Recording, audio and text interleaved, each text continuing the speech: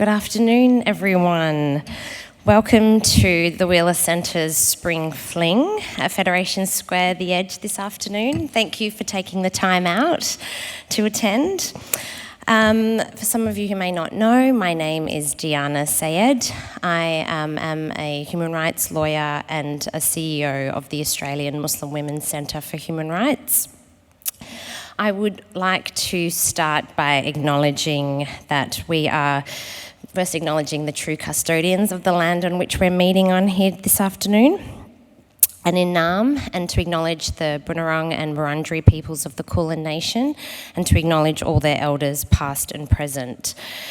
I am a woman from the Afghan diaspora, living life here as a settler on stolen lands, so it's really important to locate myself, my story, my ancestors, and who I am as a woman.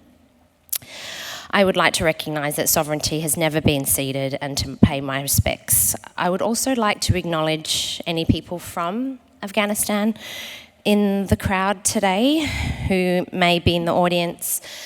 These topics that might be covered today later on in the Q&A sessions and by the keynote speaker might still feel quite triggering for some of us as we relive some of the intergenerational and collective trauma. And this isn't just from August 15, 2021, which we marked the 2 years only recently, but actually from the last 40 years of conflict, crisis, and catastrophe.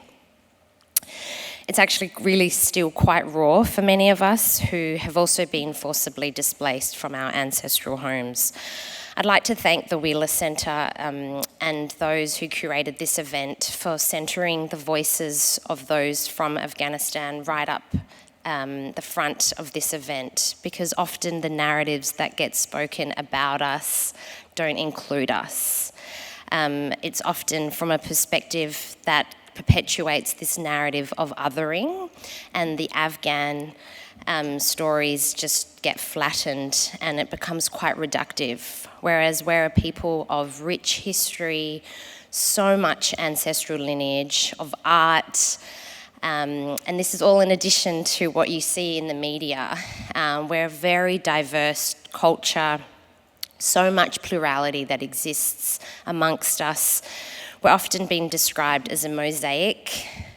We are different ethnicities, different religions. We have come from different histories, and it very much plays out in the geopolitical nature of where we're located in the world as well. So I always like to urge people to look beyond those narratives that they see in the media and to ask those questions about who we are as a people. All right.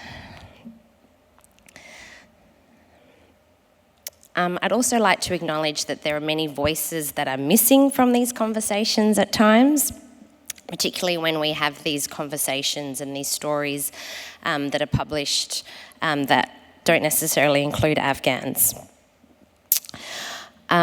I would also like to acknowledge that the history of living here on stolen lands as a refugee is really important when talking about these narratives. And I really welcome people asking questions at the end about like whose stories are actually told. And I think that's really important too. All right, well, I won't go into too much about that, but to talk about the organisation that you're all actually supporting by being here today, the Australian Muslim Women's Centre for Human Rights. It's an organisation that part of the ticket sales from today's event go towards contributing to the work that we do there. We have existed for over 32 years and are based here in Naarm, but we have a federal national presence. And it's really important to know that during the Afghanistan crisis, we were very much at the forefront of advocating for women, and the situation of women and girls in Afghanistan today is very much, should be called what it is, which is gender apartheid. The disparity in the way that women have been unequivocally denied their rights to education, freedom of movement, their rights to attend, workplaces, employment, and this is something that, as a moral sort of moment in history, I think beggars belief that this sort of way of life is even being replicated there. And I think that it's really important to note that there are advocates all over the world that are speaking out for Afghan women, and our organisation is one of them. And I'm really proud to lead an organisation from Australia.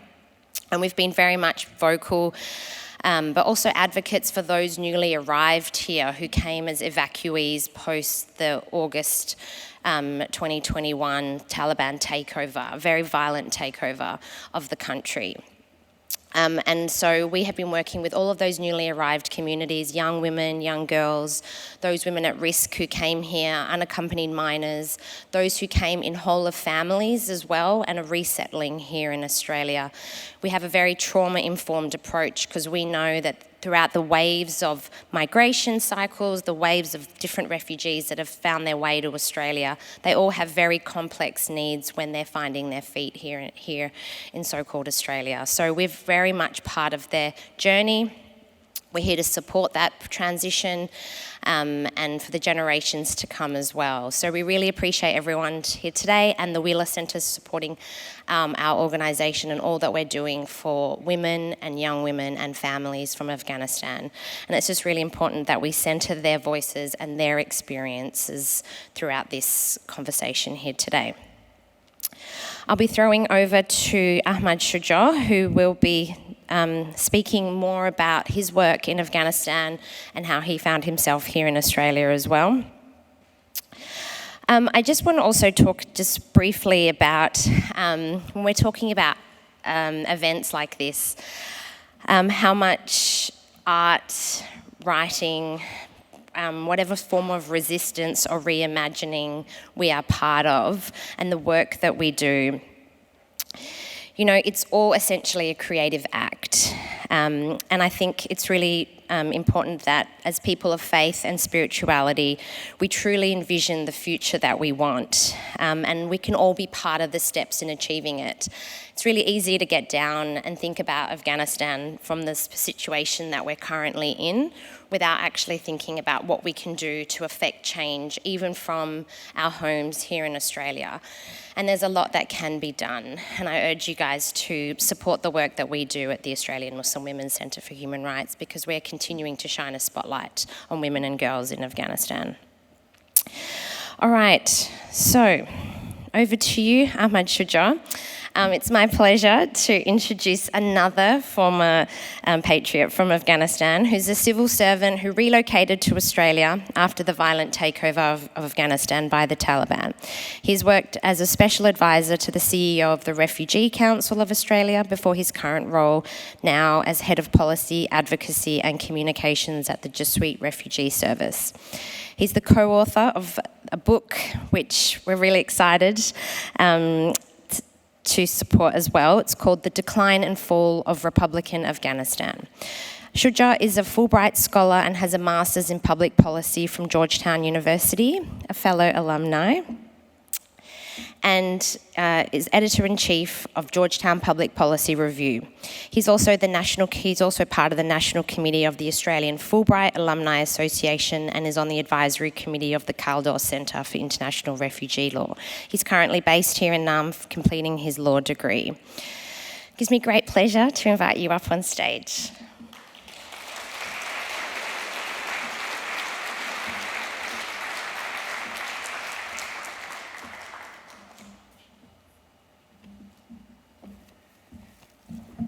Thank you very much for that introduction, Diana. It always, when you read it like that, it feels a lot more impressive, or it looks a lot more impressive than it feels. So thank you for that. 2 years ago and 9 days ago, that's 2 years and 9 days ago, I landed in Alice Springs, having evacuated from Kabul.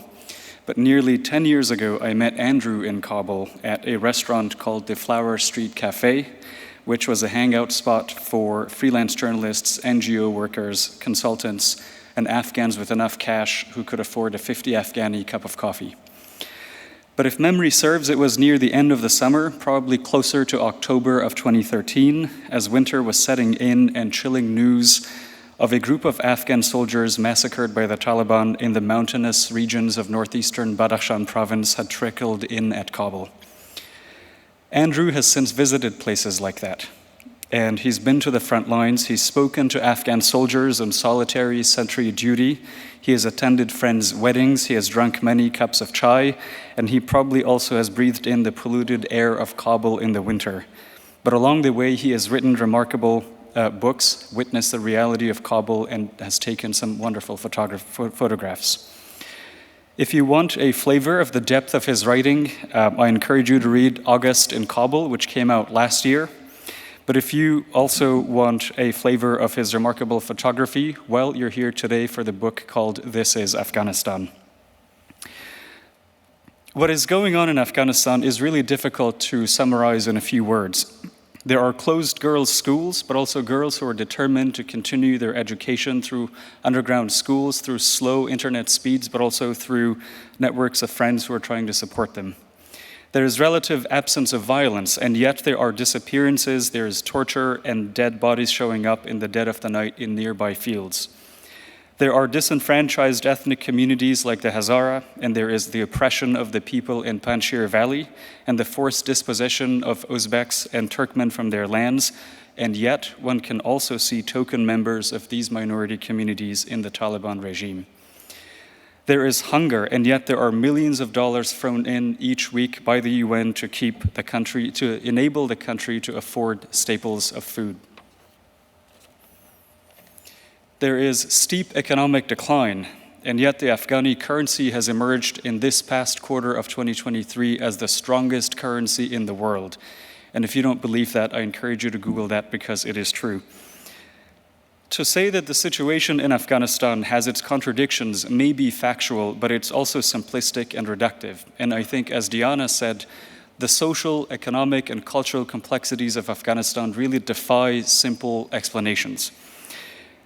And the reason why it is difficult for us to get the full picture is because, in part, the Afghan journalists who are brave and doing work are under pressure, and the domestic media is muzzled by dozens of decrees, intimidation, and threats by the Taliban. International journalists who are trying to report into Afghanistan, including Australian journalists, have been detained, threatened, and deported. A few, like the Franco-Afghan journalist Murtaza Behboudi, are kidnapped by the regime, and their whereabouts remain unknown to this day. The UN, which has a mandate to report on the humanitarian and the human rights situation in Afghanistan, depends on the Taliban for its safety. In a manner of speaking, the UN's mandate is also hostage to the Taliban's security cooperation. Another thing that is hostage to the Taliban is the Afghan economy. The UN Security Council has imposed sanctions on Taliban members because of their relations with international terrorism, including with Al-Qaeda. Now, those same Taliban leaders are actually in charge of Afghanistan and its banking sector and its economy. The sanctions, therefore, by default, have also extended to the Afghan economy because there's no telling what kind of shenanigans the new rulers of Afghanistan might be supporting through the banking sector. After all, the Taliban are a terrorist group in charge of a government. Since the 15th of August of 2021, Afghanistan's parliament, which at one point had more elected women than the US Congress, stopped working. The Afghan constitution, which after the name of God started with "we, the people," has been rendered useless and discarded. The notion of citizenship, where a citizen has rights and duties to the state run by elected representatives, was replaced by a demand for allegiance to an unelected, enigmatic spiritual leader in whose name the Taliban issue decrees. The decrees, that's another thing that has replaced Afghanistan's laws. The laws, like the elimination of violence against women law, has been replaced by those decrees and are stopping women from working in the government, from getting an education, from traveling abroad without a male chaperone, from appearing on TV without a full face covering, and from many other things, restrictions designed to eliminate women's full public participation. And it is a situation that many Afghan activists inside of Afghanistan and outside of Afghanistan have called gender apartheid, and they're trying to get it recognized as a crime against humanity. The deteriorating economy, the suspension of citizens' rights, the open hostility by decree to human rights, the muzzling of independent media, and the oppression of ethnic minorities are all happening in the context of changes in climate that are fueling local tensions. An ongoing drought means that competition on dwindling water resources and stressed pasture lands are worsening tensions between nomads and settled Hazara populations. The Taliban, of course, are injecting themselves in these local conflicts because of the changing climate. But oppression won't last forever, and tyranny is not permanent. There is resistance inside of Afghanistan, and women are often on the front lines of such resistance. There are organizations right here in Australia, including the organization led by Diana, run by Afghan diaspora communities that are doing wonderful work to keep the education of women going and supporting women in Afghanistan, keeping their voices continuing to be reflected here in Australia. There are brilliant students in Afghanistan who could qualify for scholarships at universities in Australia. There are highly qualified professionals in Afghanistan, but also in its neighboring countries who could be coming here on skilled visas using the complementary pathways to come to Australia. The Australian government also allows community sponsorship of refugees, which means that citizens in theory can help bring people to safety here in Australia. Australian laws also allow the government to impose sanctions on regimes abroad that are involved in human rights violations. Foreign Minister Penny Wong imposed those sanctions on the junta in Myanmar, and I don't see any reason why she shouldn't be doing the same thing in Afghanistan against the Taliban, if only we could stand up and urge her to see her way clear to doing that. There are diaspora communities in Australia that are engaged in various forms of activism, and they could always use allies for their just causes. In short, there are various actions that those of us present here and now could take if we were interested in doing something. We should not allow the complexity of a situation, the apparent bleakness of the circumstances, stop us from taking action. It is incumbent upon us, I think, to help the people of Afghanistan who are keeping hope alive in their homeland, often at great personal cost. But I will stop there, and I've also had the privilege of introducing Andrew and Ben today. So what I'll do is I'll read their bios, and I'll stop standing between you and the real conversation at the Wheeler Center. Andrew is the recipient of 9 Walkley Awards, including the Gold Walkley for his work on Afghanistan, where he was based since 2013. He has also received the George Polk Award, the World Press Photo Award, and the Overseas Press Club of America Award for his investigation into massacres committed by a CIA-backed Afghan militia. August in Kabul, the book that I have in my hand here, is his first book. Ben Quilty lives and works in Australia. Widely known for his thick gestural oil paintings, Quilty has worked across a range of media, including drawing, photography, film, sculpture, and installation. His works often serve as a reflection of social and political events, from the current global refugee crisis to the complex social history of our country. He is constantly critiquing notions of identity, patriotism, and belonging. Quilty's work has been exhibited in a large number of significant national and international exhibitions. In 2011, the Australian War Memorial commissioned Quilty to travel to Afghanistan as Australia's official war artist. The resulting body of work, exhibited at the National Art School Gallery in 2013, received critical acclaim and went on to tour at art galleries across Australia until 2016. In 2014, he was selected as the overall winner of the Prudential Eye Award Singapore and invited to become the first Australian to hold a solo exhibition at Saatchi Gallery in London. Without further ado, I invite Ben and Andrew.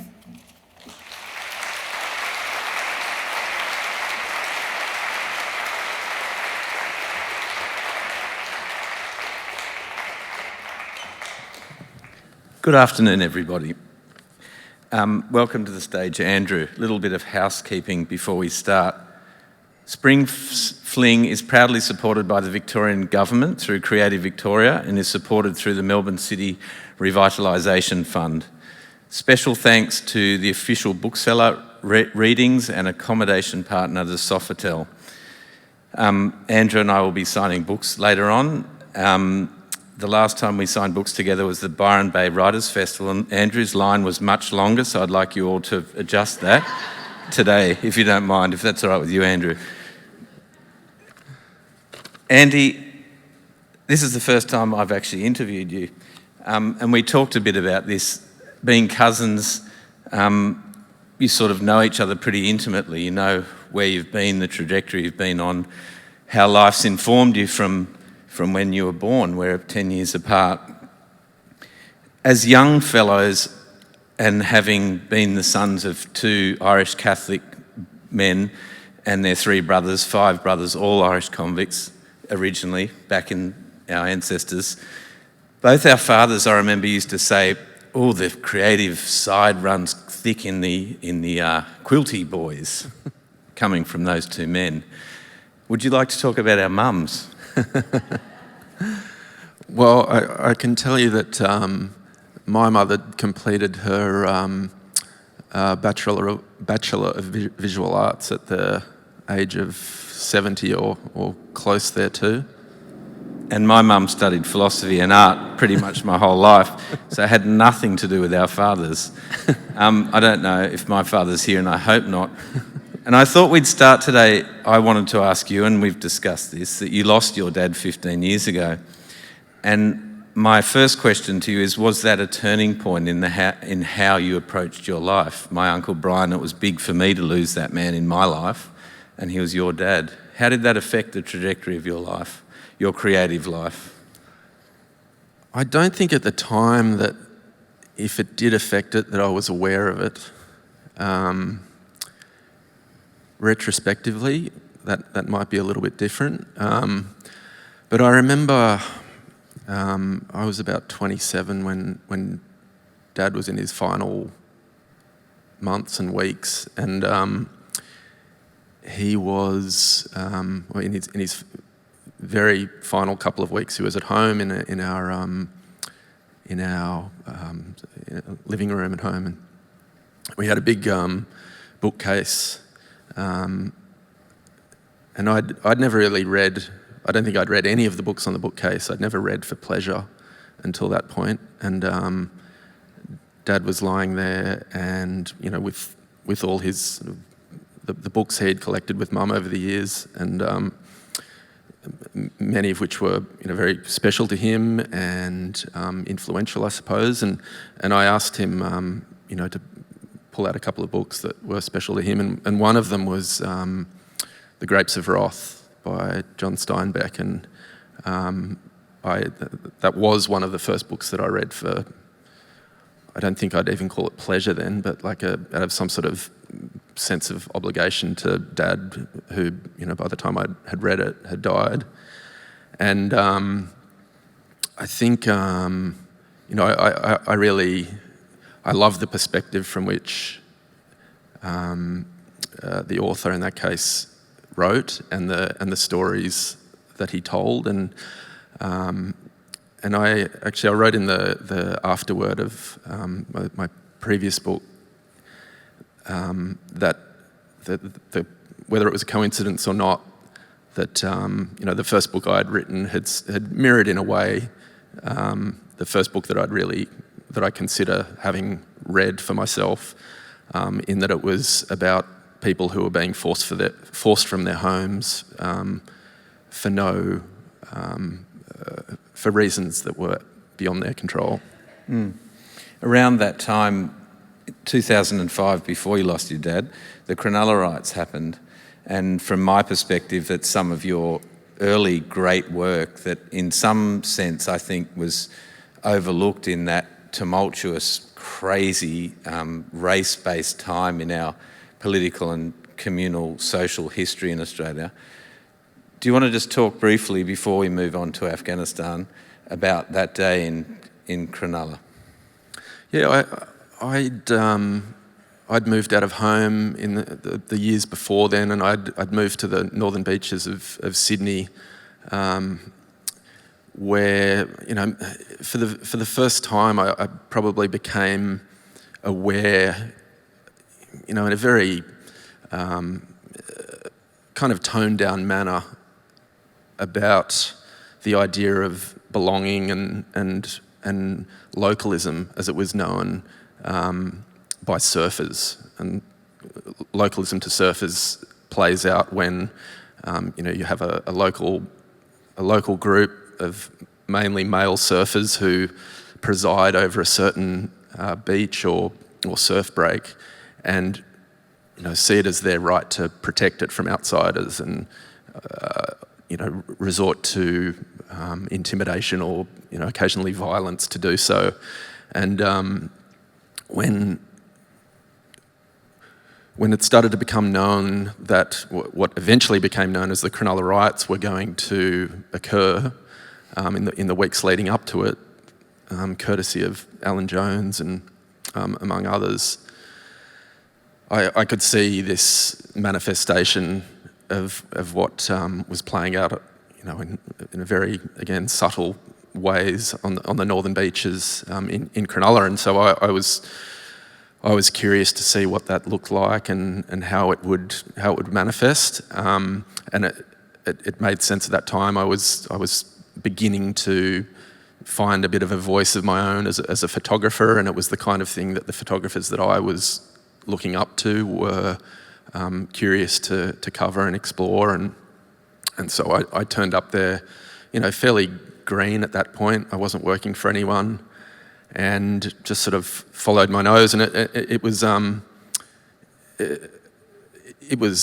definitely maybe even more so than the death of my father, quite a significant turning point for me in my outlook, just to see this for the first time, the fact that there's an us and them, and to see it play out so violently was quite shocking to me. I'd grown up in a pretty sheltered part of Sydney where that kind of thing never it played out, but it played out again as it did on the beaches, more subtly. It was teasing and bullying. It was equally insidious and horrible, but it rarely manifested as physical violence. And so that day, I think it probably informed to an extent the work that I went on to do and the focus that I ended up having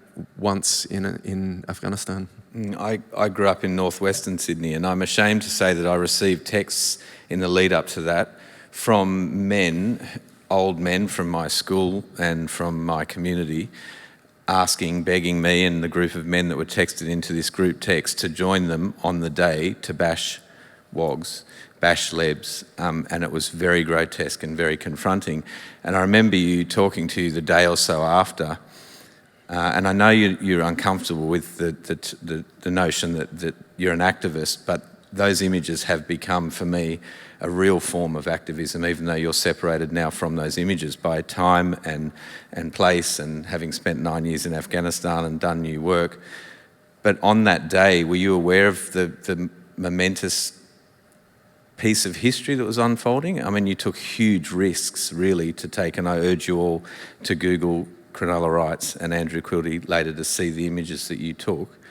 Were you aware of the history being made, a turning point, I think, in our history? I don't think so, and in my experience, events as they're occurring don't really crystallise until after the fact. For me, that day it was just about keeping up with the mob, and it's probably something that enables photographers and journalists and documentarians of all kinds to remain professional, or to remain, somewhat, I suppose, disconnected by their role in those events, by viewing them as simply as events to be documented in the most effective way possible at the time, and then they can, they will inevitably take on their own lives after the fact, and depending on how I edit them, where they're published, how they're depicted, who views them. You mentioned me being uncomfortable with the term activist. It's funny, those Cronulla riots photos were the first time that I realised that, this cliche which comes up over and again in Afghanistan, one person's terrorist is another person's freedom fighter. And sure enough, those Cronulla riots photos I saw being used on both sides of the debate that followed.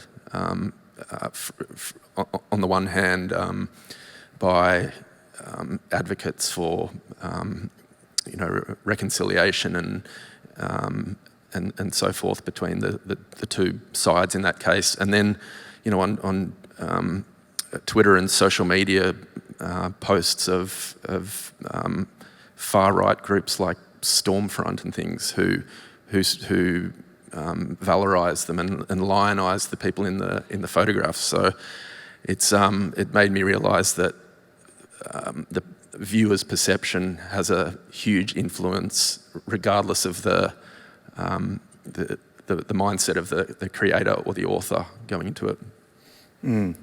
I heard a rumour that Andrew Bolt had one of my paintings tattooed on him, but it was just a rumour. Maybe he's got one of your photographs tattooed on his left butt cheek, I'm not sure.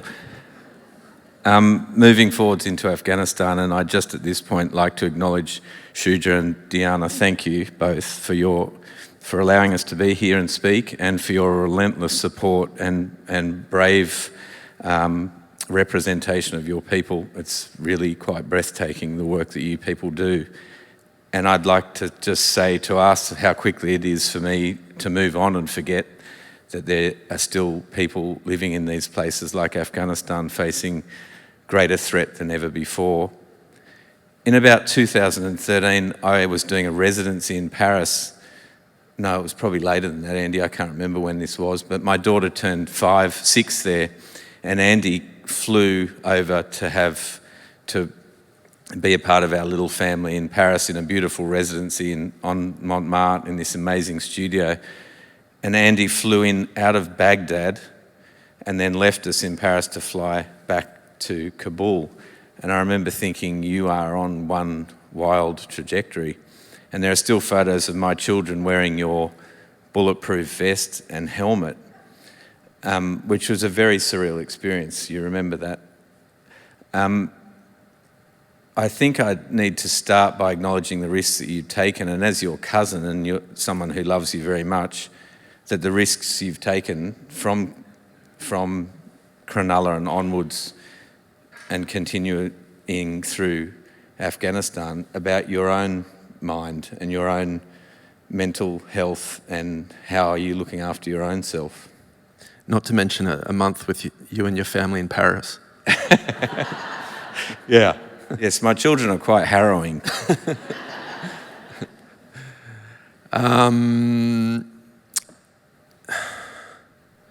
Well, I think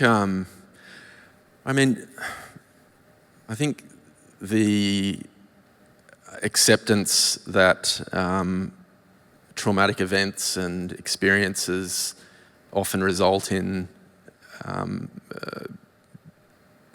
psychological, mental, emotional difficulties in the future is a lot more or a lot less stigmatised than it was perhaps in generations before. I think, one of our other uncles was a Vietnam veteran, and it was well known in our family that he didn't talk about it. And I think that was the same, or that was the, it was almost a cliche for Vietnam veterans that they didn't talk about it. And I think I actually wonder if, I'm getting a bit off the topic, but I'll get back. Uncle Jack would love that you've gone onto this topic. Yeah, trying to get him to talk about it. But I think maybe it's not so much that they and even myself don't want to talk about it. It's that others don't know how to talk about it. It is very understandable that it's events that fortunately most of us in this room will never experience, let alone have to live through or endure. But it's hard to empathise, it's hard to relate, and it's hard to know what questions to ask. But I think it's something I've definitely noticed since coming home, and something I thought that writing a book about it would facilitate, but it actually hasn't really. I think it's still very hard for people to know. I think people walk on eggshells a little bit, like possibly even because they're worried about triggering something. Whereas I'd love to talk about it, and if and when people are interested to hear about it, I'll go all night. I kind of crave talking about it, and I crave seeing my friends from Afghanistan, so we can talk about it. But I think inherent in all that is I suppose the possibility of things like post-traumatic stress and so on. Are you aware of Are you aware in yourself of what would start to become PTSD? Yeah, and that's where I was going when I began about it being a lot less stigmatised, and not only that, but being more society in general being more aware of it and knowing what to look out for and things, and I'm very much aware of it, and I'm I've had my days, but broadly speaking, I'm fine, if that was what you're wondering. I'll keep checking. I mean, broadly speaking, yeah. But I'm also I'm kind of uncomfortable about dwelling too much on, certainly publicly, on if I were to be a PTSD sufferer from what I saw in Afghanistan, as I am about, and this is an issue very close to your heart, the mental suffering and the extraordinary rates of suicide amongst our Australian veterans. And I mean it's a bit callous of me to say, but I really think having seen Afghans go through the same and worse and not as bad as well, but having gone through it not out of any choice, just because that was the lottery of the universe and that's where they were born, and so I really that's something that's always been, I guess I've tried to centre in my work the lives and experiences of Afghans, particularly Afghans who didn't fight on either side of the war, who didn't take a political stance, but who found themselves on the front lines through no fault of their own or choice of their own, rather than those, myself included, who chose to go there and chose to see it, and aware of the risks that were involved. Yeah, I think you mean, yes, I know exactly what you mean. Moving forward into this extraordinary book, and I think you're amongst the first to be able to get your hands on Andrew's latest work. It's incredibly confronting and beautiful at the same time.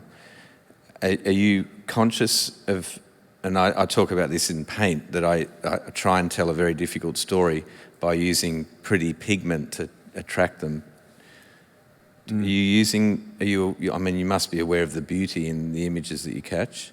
Yeah, it's a very a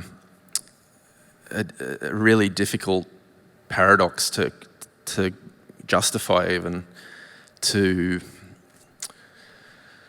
not only memorialise, but to do so in a with aesthetics in mind.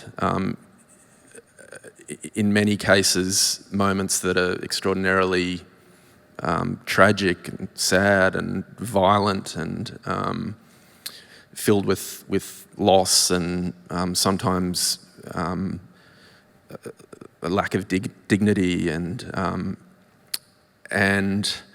I think maybe it'll be something that I wrestled with a lot while putting this book together, and looking at the images over several months.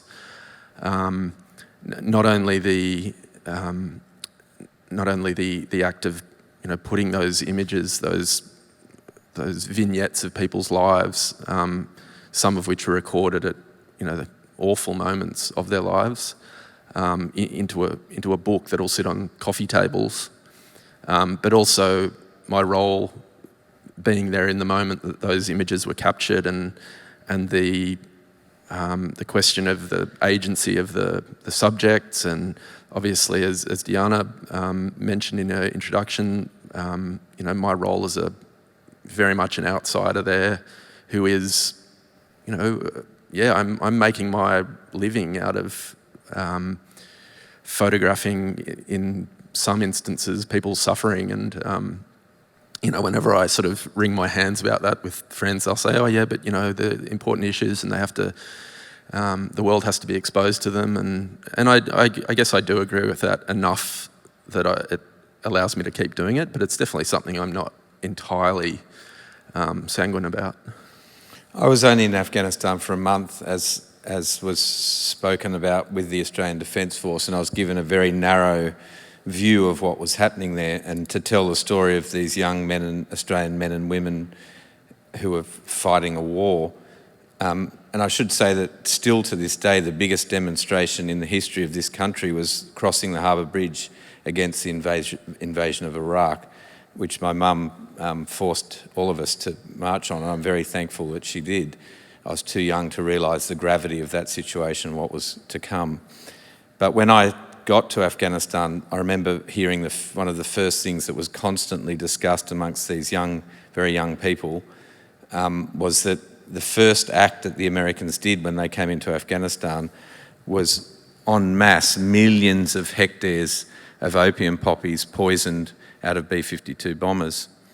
And that confused me, but when you consider that an opium crop has been traded through China for 4,500 years, it was a devastating thing to do to those farming communities.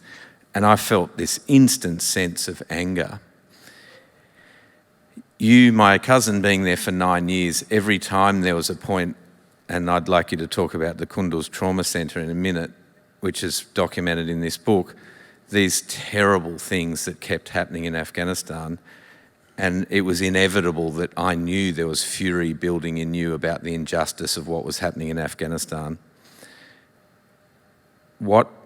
How do you feel now about that, the anger that must drive as a photojournalist, as a journalist now, of telling the stories of people that the Western world would often rather ignore?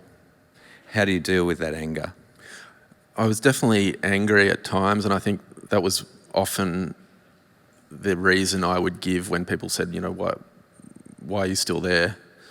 Or, what drives you to do the work? I think I've become a bit more pragmatic about it since then, and I understand that people in Melbourne, in the US, in the UK have, a limited capacity for, empathy for, all the different injustices that are happening around the world, and all I can do is put it out there, and I don't get as angry if it doesn't have tangible effects as I think a lot of photojournalists hope their work will when they get into it. But it was, how do I say it now? I think that where we are now, where Afghanistan is now, with the Taliban back in power, I think it was inevitable. And this, you go back to 2006, was it, that you found out about the poppy crops being eradicated, and all the blunders all along the way that were, I guess if we look at it generously, were done with good intentions or the right intentions. They just look kind of farcical in hindsight. And I think, it was incidents like the Kunduz Trauma Centre, which for those of you who don't know was a hospital in the northern city of Kunduz, which was run by Doctors Without Borders, and it was destroyed by an American warplane during a counter-offensive by US and Afghan forces to retake that city from the Taliban after they had captured it. It was the first provincial capital that they'd taken control of since 2001. And for all the money and goodwill that went into building Afghanistan, events like this, which saw, in this case, I think it was 42 Afghan, not just Afghan, actually they were all Afghan medical staff and nurses and patients and patient carers killed by an American warplane, and the damage that does to all that goodwill is just, it's almost insurmountable. And when that happens time and time and time again, and these are the people that I more and more I sought out, those who were experiencing the war from the pointy end of American bombs and later in my time there, Australian Special Forces raids. And through speaking to them, it became pretty clear to me that what we're looking at now with the Taliban in power was to a degree inevitable. And so, but of course, once again, it's Afghans who are left to deal with the aftermath. I think it was 2013. I was in Afghanistan. I'm not sure, but I was there the day 3 young Australians were killed by a green on blue attack, where the ANA turned their guns on the Australians who'd been training them to fight and protect their own country. And that day, a very young man from Townsville said to me, "Don't believe anything anyone tells you. These green on blue attacks are not Taliban hiding in broad daylight. They're payback for what special forces are doing to our families, to their families." It gives me goosebumps now to realise what that young man knew. And it made me realise later that all of the Australians knew what was going on. How did you feel through the recent defamation case that Ben Roberts-Smith put forward? I mean, it rang very true with the conversations that I had had with Afghans living in rural areas, including those living in areas where Robert Smith had been operating. And I think it's probably, I know it's the tip of the iceberg. I think, there's many more cases like those for which he's been put under the spotlight, which may or may not come out in time. I think a lot of those who experienced them, who were victims or relatives of victims, saw it as part of life. They'd experienced war, ongoing war in different chapters for so long that, the father of the young man who many will recognise from the video that was broadcast on Four Corners of the young man being shot by an Australian soldier in a green wheat field. His father told me that he wasn't even the first son that he had lost to Australian soldiers, and they had lost another son earlier on, and they just thought that's what happened in war, and they never complained. They didn't know they could complain. They didn't complain once when Dad Mohammed, the young man who was killed in that video, was killed, partly because they didn't trust the government or the Americans as they sort of understood all foreign soldiers to be. And they sort of got on with life as best they could. And I've lost my train of thought. Sorry? You should paint more. My daughter, Livy, who said to say hello, Andy, she had a question, and she's obsessed with modern history, and it was a good one. She's heard in our family we discuss these things, and having been there and you having spent so much time there, she's engaged and interested and very shocked at the way young women and girls were treated. And I went to a little school outside of Tarrancott that the Australians had built and were funding and protecting. And personally for me, when the Kabul fell, and before that Tarrancott had fallen before, the silver lining of the ADF being there was these little girls finally had the opportunity for school. Olivia, my daughter, asked me, the Taliban held Afghanistan before, and then the West went in there and fought a war for 14 years, and now the Taliban holds Afghanistan again. What's the difference in living under the Taliban before and after our involvement, and is it a better place to live or exactly the same? Yeah, it's such a good question, and Shuja might even be better off answering this than I am, but I can tell you would be better off, better at telling, I should say. But I can tell you that as the inevitable return of the Taliban neared in the early months of 2021, I started asking my Afghan friends, could this be better? At least the war will be over. Yes, life will be tough, but the war will be over. You won't have to worry about being blown up on your way to work in the morning. Farmers won't have to worry about being hit with an airstrike or a night raid. And I kind of that was my sort of naive belief, or I wanted to think that maybe that was a silver lining. And also at this time, we had the Taliban who were doing an extremely effective job at promoting their progress from the first time they'd ruled. They were very careful with their words, and all my Afghan friends said, "You wait and see." They were under no illusions that the Taliban would return to their former selves. And right up until, even after they'd taken control, I was still hopeful. I thought they had made a lot of promises. They'd promised amnesty to Afghan soldiers if they had laid down their weapons. Promised education for girls to continue.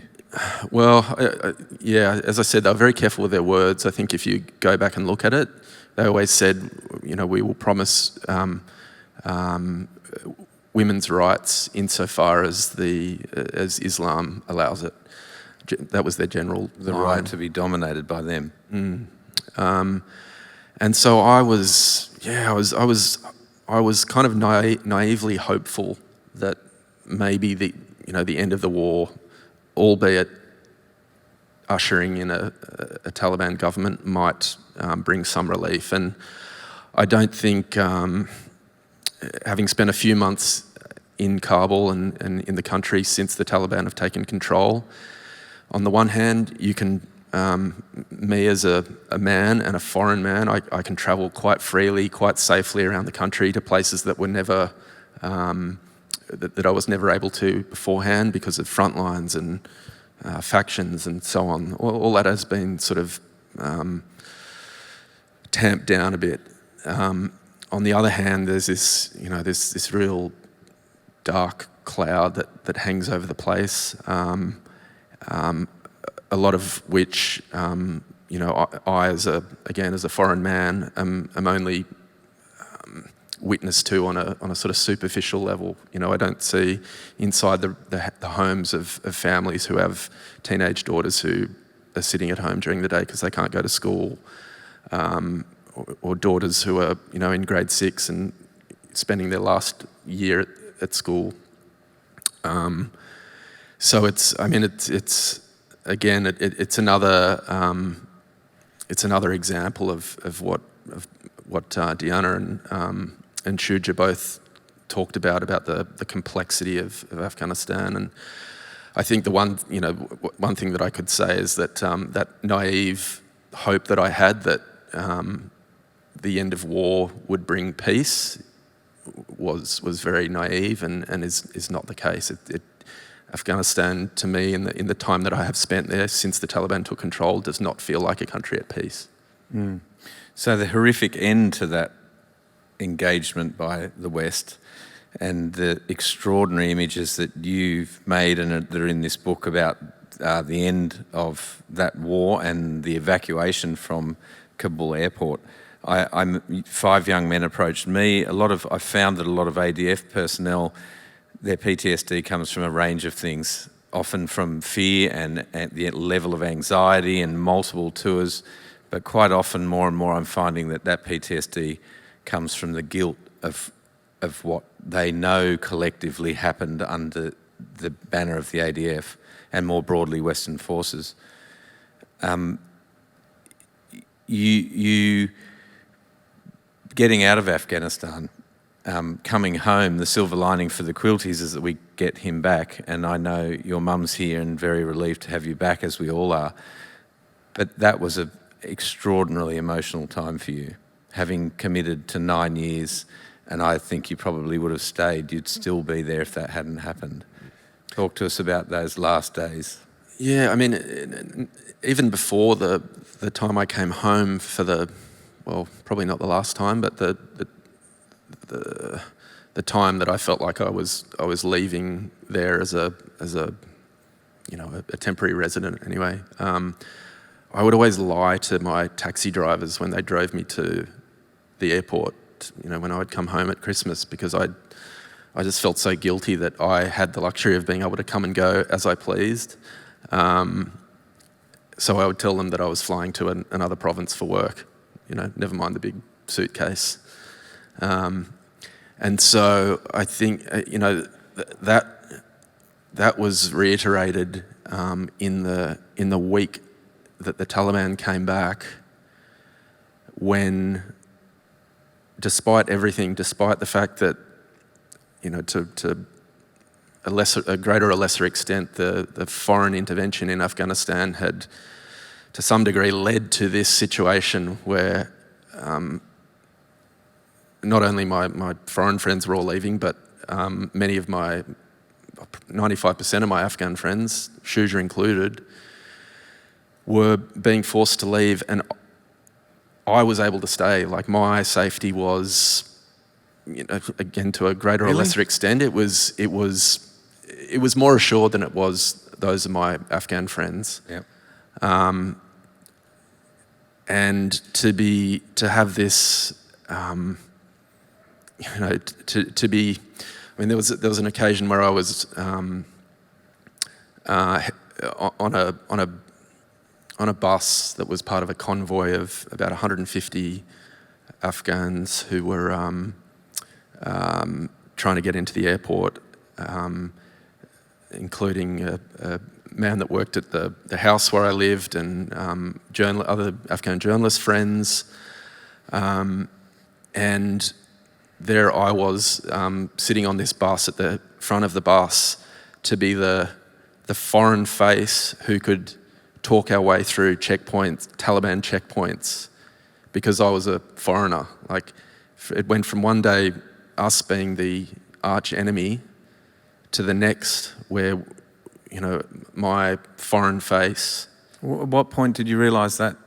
Was people talking about that? Were they communicating that there was that level of safety, or you just knew from your time there? Instinctively, I think the biggest risk, the time of greatest risk in that whole period was the time between which, for me I should say, was the time between which the Afghan government was in control and the Taliban took control, when there was a security vacuum. I had always felt that once the Taliban took power, that my safety would not be explicitly at risk. There might be a few tense moments, and there were, but I knew that once they were in power, that the dynamics of the war change overnight. And they did. I mean, the morning after the Taliban took control of Kabul, I'd gone to sleep. The president had flown out of the country. We'd seen some Taliban in the city that afternoon, but they, by and large, they'd still stayed outside the city. They'd been told to stay outside the city until it became clear that no one was in control. There was looting, and that lawlessness was starting to take hold, and the Taliban leadership ordered their men inside the city. And by the morning, I woke up and sort of poked my head outside the front door, and sure enough, there were Taliban outside on the gate. And me and the American photographer that was staying with me, we walked outside and introduced ourselves. I think had that happened 24 hours earlier in another part of the country, it would have been a very different reception. But yeah, it was extremely uncomfortable being in this position where you feel somewhat responsible for the situation, which brings, in this case, 150 Afghans piling on these, with no dignity, with one little bag with all their worldly possessions onto a bus into crowds of thousands of other Afghans trying to clamber into the airport. And I'm the one, again, I'm relying on my Australian passport, which the day before would have, could have got me killed there. So, to experience that sense of privilege was quite profound. And then to leave again, at a time of my own choosing, yeah, it's pretty profound. We have time for a few questions if anyone would like to ask them. There'll be a roving mic to come to you if you put your hand up. And I implore you all to buy Andrew's book. It's an extraordinary account, and to continue supporting you, Andy, in truth-telling and witnessing what's going on around the world. For anyone who wants to buy my book, they should buy at least 5 at a time. Is there any questions? There's one down the front here and one. There is a question over here. Did you wear your bulletproof vest when you walked through that gate, Andy? Here? No, when you walked out. Yeah. No. If the line for his book's longer, you're going to want to put it on.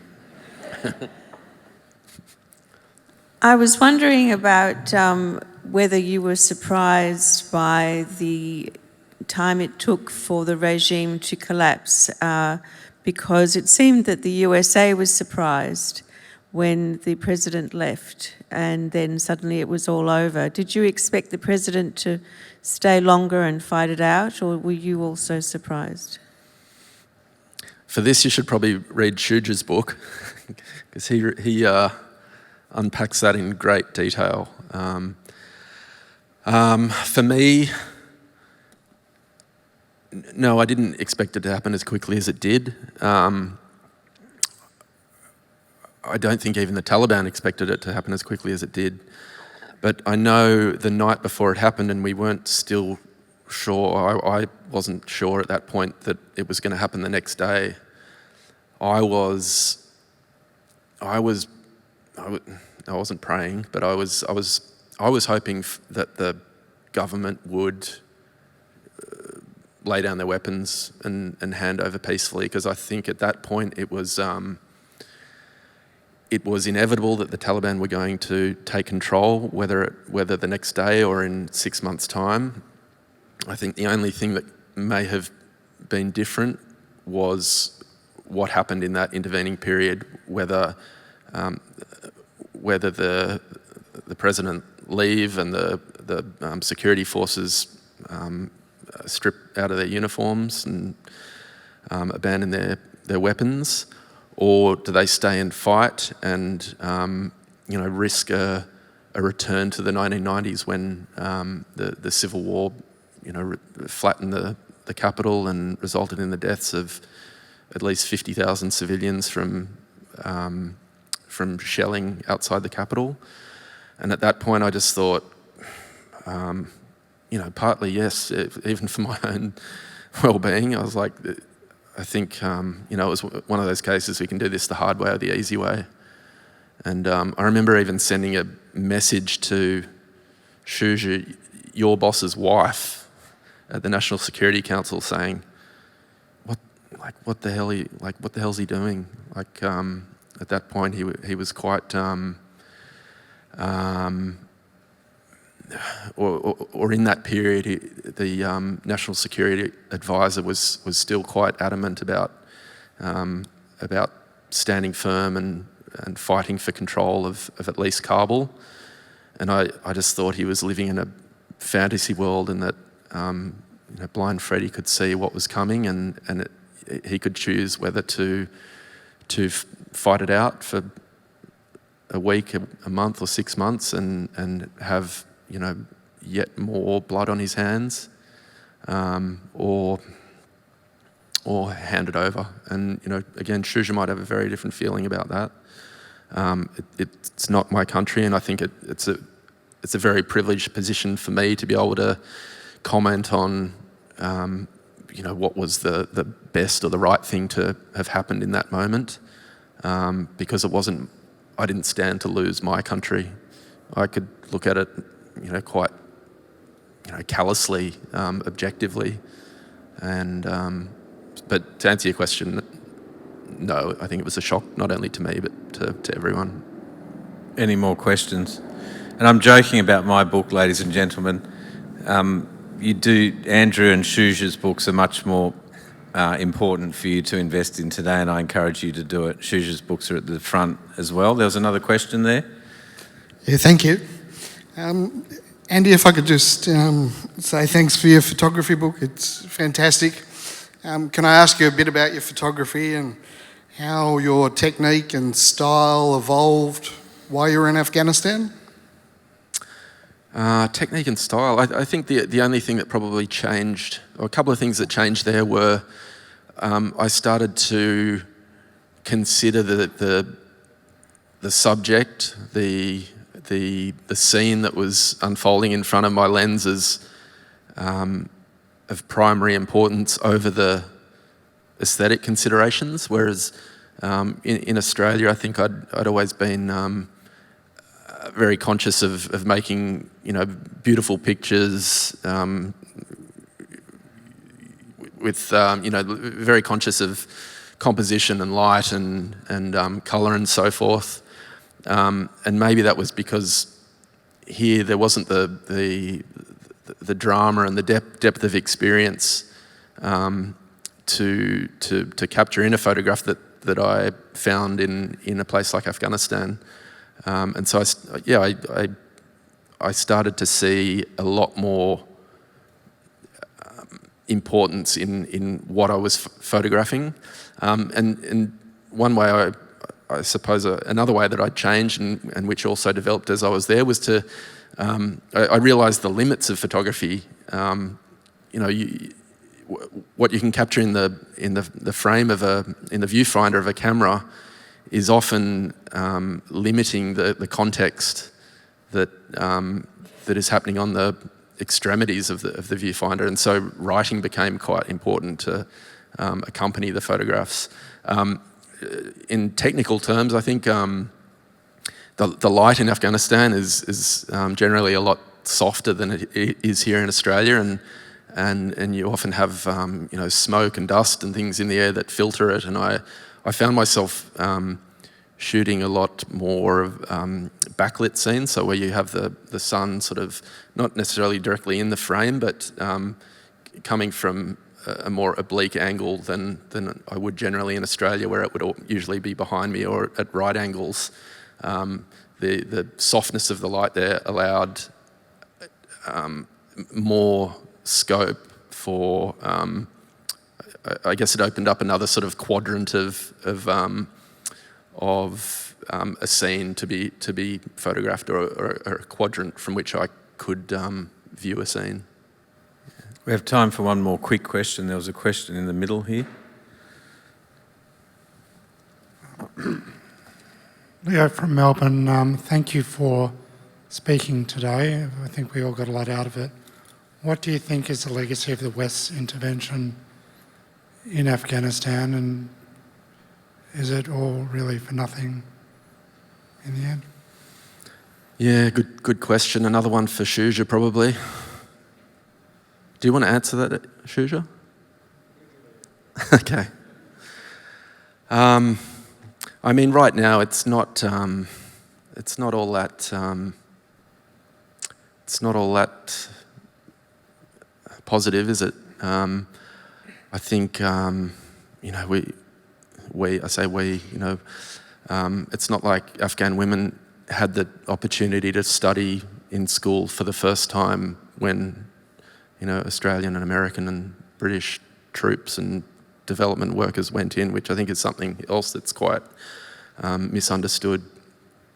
But there was I guess, yet another period in Afghan's recent history where there was hope and everything that comes with that, and opportunities and so on. Right now, for me anyway, it's hard to look past the fact that hope has been withdrawn, and in such violent and traumatic ways. I'm sorry.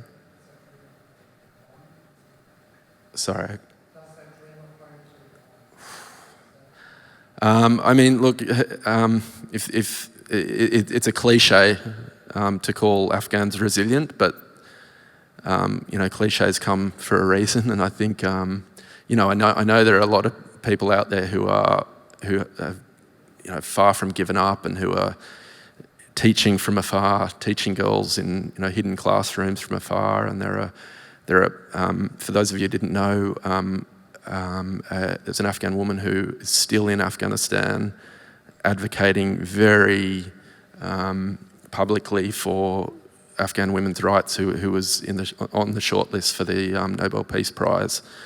So, if Afghans haven't given up, what right do we have? Thank you, ladies and gentlemen. And I reiterate, please buy Shuja's book out the front and Andrew's book. And could you please join me in thanking my very clever cousin, Andrew Quilty. Thanks,